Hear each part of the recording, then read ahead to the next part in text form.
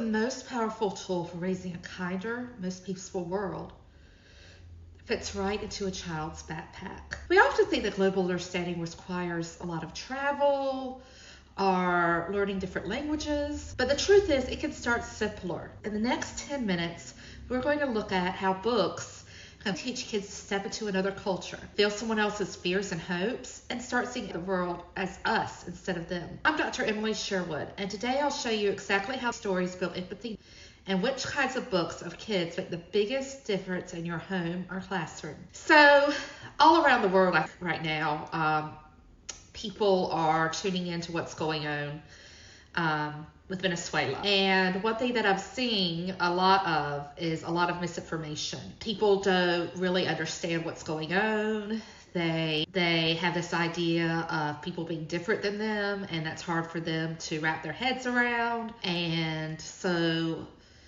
there's a lot of misinformation out there, and a lot of it comes from a place of just not knowing. And part of building a better, more peaceful world is knowing about other cultures, because when you have knowledge, then that knowledge can lead you to make choices and also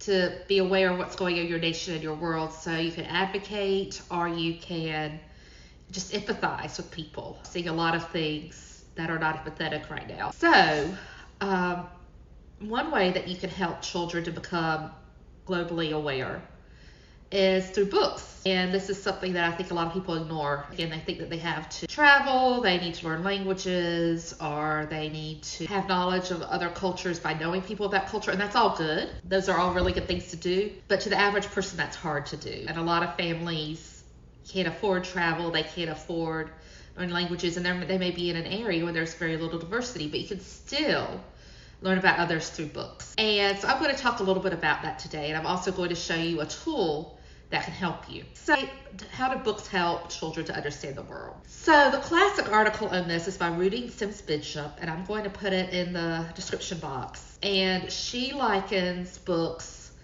to windows, mirrors, and sliding glass doors. And it's a very old classic article from 1990.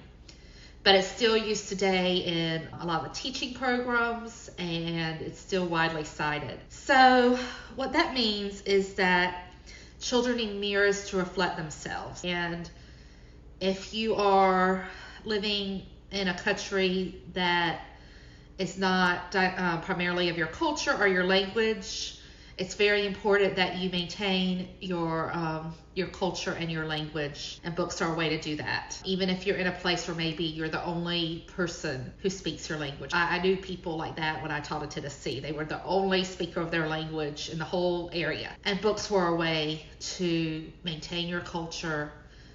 If it's in your language, to maintain your language. That's all good. And you hear about this a lot also, about children who are from marginalized communities, who maybe don't see their skin color, or they don't see their culture represented well in the primary narrative of school, especially in school. You may not read books that feature people like you. So books can help you to be a mirror and to see yourself and to think about yourself in books. Also important, and I believe probably more important for global understanding, books can be windows. So when you think of windows, you open a window and you see the world outside of you. So windows help children to see others and to see the world outside of themselves. Then we have sliding glass doors, and this to me is the most interesting and the most amazing one. Because sliding glass doors, you can enter a different world. So let's say that you don't really know what's going on in Venezuela right now. You don't have much background of that, and to be fair, most of the world doesn't. If you read a book, you can enter that world, and you can really understand what's going on, and that fiction is very powerful for that. So fiction that takes place in other cultures, perhaps even in a different time period, that has led to that culture being the way it is, that could be super helpful for students. So I'm going to show you a resource that will help you to find good quality books from around the world. So this is a site called USBBY. It has outstanding international books. And the whole idea of it is to increase understanding worldwide, to help students to understand how people live in other cultures and to understand what's going on in the world. So this site is really amazing. I first learned about this in graduate school. Deborah Wooden was one of my mentors, amazing, amazing woman, both personal and professionally, just one of the mentors. If I ever do 10% of what she has done in her life,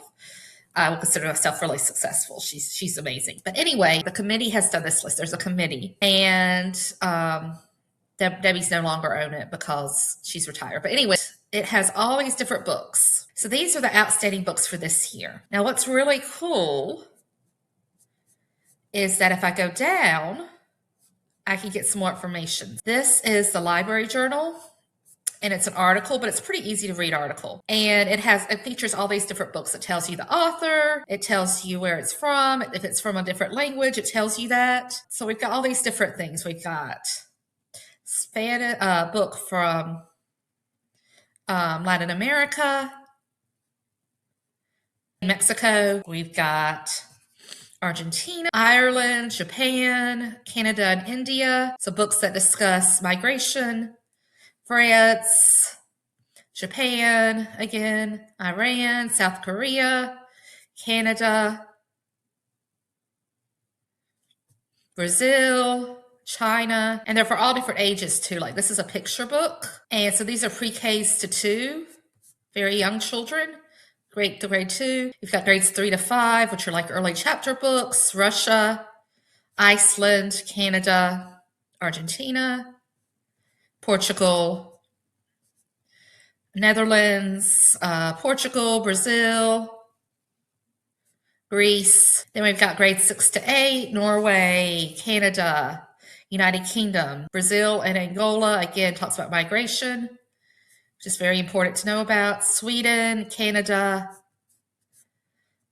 Sweden. So these are like middle grades books for students in middle grades. Then we've got grades 9 to 12, so big books for students who are in high school. You've got the UK and Ukraine. You've got Mexico. This is about the Ukraine war, so it explains what's going on there. This is a to Italy book, talks about gender-based violence. So again, talking about very advanced topics, controversial topics, Canada. So that is just super helpful, I think, to help you to find books that are interesting and that are well written. They've already been vetted as being really good books. And there's also a PowerPoint presentation of bookmark. Now this is cool. This is a Google map. So let's say that I really want to know about Latin America, about what's going on in Venezuela. I can click on this, and this is a little bit older, so 2022, but it gives me some books. If I click on this, it gives me a book from Venezuela.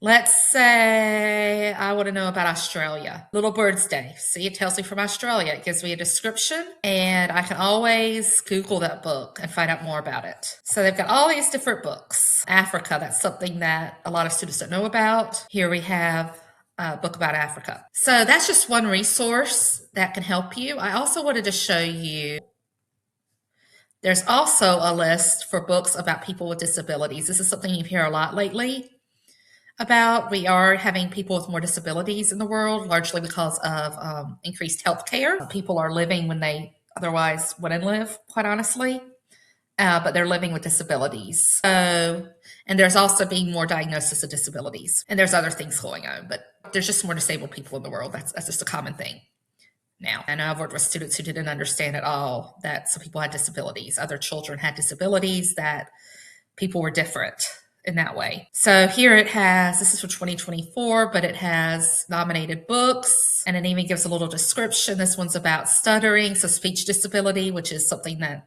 I don't think many people talk about. Here it's a college student, spinal muscular atrophy, so that is physical disability, bone disease, physical disability, student who doesn't say much, and they use sign language. So again, maybe a communication disability. So there's all these different things. Here it talks about religion and disability, and how